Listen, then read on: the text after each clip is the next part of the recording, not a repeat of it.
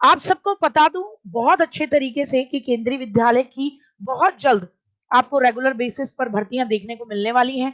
अभी इस समय वर्तमान में केवी के अंदर कुछ कॉन्ट्रेक्चुअल भर्तियां निकली हुई हैं और ये भर्तियां बिना परीक्षा के सीधी होंगी, यानी सीधे डायरेक्ट आपका पेपर डॉक्यूमेंट वेरिफिकेशन और उसके बाद इंटरव्यू कंसीडर करती है। तो जरा देखते हैं कहाँ कहाँ है जो आपके घर के कितना निकट है और क्या सिलेबस, क्या एलिजिबिलिटी मांग रहे हैं। बीएड वाले, बीटीसी वाले दोनों के लिए है, क्योंकि बीटीसी प्राइमरी के लिए एप्लीकेबल है और बीएड 6 to 8, 9, 10, 11, 12 के लिए आपका एप्लीकेबल रहता है। तो देखिए, ये केवीएस एयरफोर्स का जो डिपार्टमेंट रहता है, एफीएस एएफएस यानी एयरफोर्स जो स्टेशन रहता है, वो हिंडन यूपी कॉन्ट्रेक्चुअल रिक्रूटमेंट 2025, तो हिंडन में मिल रहा है आपको। केवीएस जो कि एयरफोर्स स्टेशन है हिंडन यूपी का, वहां पर है। यहाँ पर कहाँ कहाँ किस किस चीज की वैकेंसी निकली है? पीजीटी में निकली है physics, chemistry, biology, mathematics, Hindi, English, history, commerce, economics, geography, political science, computer science और आईटी की। टीजीटी में science, mathematics, Hindi, Sanskrit, English, social science, arts, आपका painting and craft teacher, instructor for singing, dance, entry operator, music teacher, yoga teacher, sports instructor की भी, जिसमें cricket, volleyball, football या athletics में आपकी योग्यता हो, वो विशेष में एक मांगी जाती है स्पोर्ट्स में, वो वाले व्यक्ति कंसिडर किए जाएंगे। काउंसलर की, डॉक्टर की, जनरल प्रैक्टिशनर, क्योंकि अब हर स्कूल के अंदर आपका एक पूरा प्रॉपरली मेडिकल रूम होता है। नर्सेस की, स्पेशल एजुकेटर की और प्राइमरी टीचर की भी वैकेंसी निकली है। आप किधर निकली है, ब्रांच कौन सी है? KVS AFS Hindon, Uttar Pradesh. क्या तरीका है सिलेक्शन प्रोसेस का? इंटरव्यू होगा, रिटन टेस्ट में बी कंडक्टेड, शायद करा लेंगे, वैसे जनरली लैंग्वेज टीचर्स के लिए कराते हैं।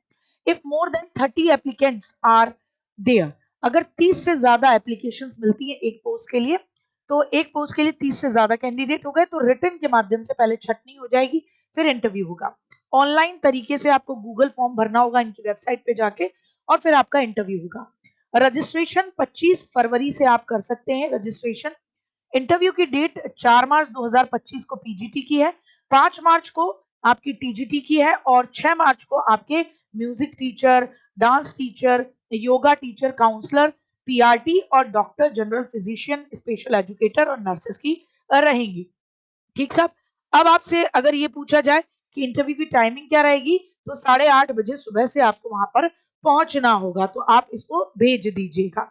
ठीक साहब। इनकी ऑफिशियल वेबसाइट पे जाके कंसीडर करके इनका पूरा परफॉर्मा, इनकी एप्लीकेशन फॉर्म भरा हुआ होगा, पड़ा हुआ होगा, उसको ऑनलाइन गूगल फॉर्म के माध्यम से भर के और आप ये अपना कर सकते हैं। तो जो भी हिंडन के एरियाज के पास में रह रहे हैं, AFS KVS AFS Hindon area में।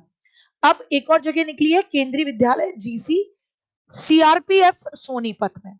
ठीक है ना, ये कुछ केंद्रीय विद्यालय के ऐसे एरियाज होते हैं जो कुछ जैसे एयरफोर्स वालों के लिए कंसीडर कर दिए जाते हैं, ज्यादा से ज्यादा एयरफोर्स स्टेशन में है।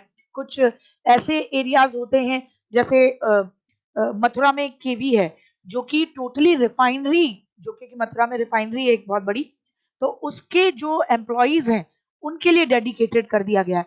तो आप इससे पहली बात तो कोई भी आपको ये भड़काने की कोशिश करे कि अरे जब कॉन्ट्रेक्चुअल निकाल लेंगे तो फिर ऐसी स्थिति में ये रेगुलर तो निकालेंगे ही नहीं, और फिर ये रेगुलर नहीं निकाल रहे, इस बहकावे में मत आइएगा। आप इन सब के नाम सुन रहे होंगे तो आपको समझ में आ रहा होगा। एयरफोर्स स्टेशन हिंडन, यहाँ पे केवी जीसी सीआरपीएफ सोनीपत में निकली है और इनकी स्कूल की जो भी चाहता है वो स्कूल की ऑफिशियल वेबसाइट पर जाकर इसको कर सकता है। आप टैग कर लेंगे तो पहुंच जाएंगे ऑफिशियल वेबसाइट पे, केवी जीसी सीआरपीएफ सोनीपत में। ठीक है ना साहब। और फिर आपसे कहा जा रहा है कि आपको आवेदन जो करना होगा हर पद के लिए अलग अलग है।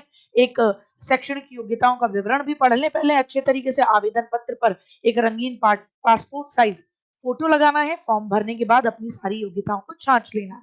फिर कह रहे हैं कि सीटेट परीक्षा, जो अभ्यर्थी सीबीएसई द्वारा उत्तीर्ण सीटेट परीक्षा उत्तीर्ण नहीं है, वो आपके पीआरटी पद के लिए आवेदन योग्य नहीं होंगे। तो स्पेशली बोल दिया कि पीआरटी के लिए वो एप्लीकेबल नहीं होगा जो कि सीटेट पास नहीं है। तो सोनीपत में 27 तारीख को आपका क्या है, इंटरव्यू है, साक्षात्कार है, सुबह 9 बजे से लेकर 4 बजे तक। पद किस किस के हैं? तो प्राइमरी टीचर के और आईटी इंस्ट्रक्टर के यानी कंप्यूटर इंस्ट्रक्टर के। प्राइमरी टीचर के लिए क्या मांगा है, 12th कर रखी हो 50% अंकों के साथ, किसी भी विश्वविद्यालय से डीएलएड या डीएड करा हुआ हो, और साथ ही साथ सीबीएसई का 1 to 5th वाला आपका क्या होना चाहिए, सीटेट पास होना चाहिए। कंप्यूटर निदेशक कौन बन सकता है, बीई बीटेक कर रखा हो कंप्यूटर साइंस से, बीसीए एमसीए एमएससी कर रखा हो कंप्यूटर साइंस से, एमएससी इलेक्ट्रॉनिक्स से कर रखा हो कंप्यूटर साइंस, उसमें कंपोनेंट्री रखा हुआ हो। तो इस तरीके से आपकी तमाम यहाँ पर योग्यताएं हैं, जो भी मैच करे आप कर सकते हैं उसके माध्यम से। अस्थायी तौर पर है, हिंदी अंग्रेजी दोनों पढ़ने की क्षमता आपके पास होनी चाहिए, और बाकी आप आवेदन पत्र ऑफिशियल वेबसाइट से ही निकालें और वहां पर अपनी जानकारी प्रॉपरली दर्ज कर दें, फिर वो आपको इंटरव्यू के लिए कॉल करेंगे। फिर है KVS NMR JNU campus. JNU campus Delhi में निकली है, यहाँ तो नियर बाय एरिया का कोई बच्चा इच्छुक है तो कर सकता है। कहा किस किस की पोस्ट निकली है, पीजीटी की निकली है, Hindi, English, maths, physics, chemistry, biology, history, geography, commerce, economics, political science, biotechnology, computer science. TGT में Sanskrit, Hindi, English, SST, math, science की निकली है। पीआरटी की निकली है, बाल वाटिका टीचर्स की भी निकली है, games sports coach, music coach, dance coach, arts coach, yoga instructor, doctor, nurse, computer instructor, counsellor, special educator की। वही तरीका है, इंटरव्यू होगा। अगर एक पोस्ट के लिए 30 से ज्यादा कैंडिडेट होंगे तो फिर ऐसे में क्या लिया जाएगा, रिटन एग्जाम होगा। मोड ऑफ एप्लीकेशन, फॉर्म कैसे भरें, गूगल फॉर्म के माध्यम से ऑनलाइन भरना है इनकी ऑफिशियल वेबसाइट पर। इनकी लास्ट डेट क्या है अप्लाई करने की, 8 मार्च 2025 लास्ट डेट है। इंटरव्यू डेट क्या रहेगी, 19 मार्च को आपकी पीजीटी की, 20 मार्च को आपके games, sports, music, dance, doctor, nurse, special educator, counsellor की, और 21 मार्च को PGT computer science, computer instructor, PRT, Bal Vatika teachers की रहेगी।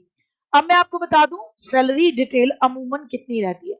तो अगर आप मंथली बेसिस पर बात करें तो वैसे जो रहती है आपकी सैलरी, वो पीआरटी में 21,250 रहती है मंथली बेसिस पर, टीजीटी में 26,250, पीजीटी में 27,500 के करीब, और जो हार्ड स्टेशन होते हैं वहां पर पीआरटी के अंदर 26,500, टीजीटी में 31,250 और पीजीटी में 32,500।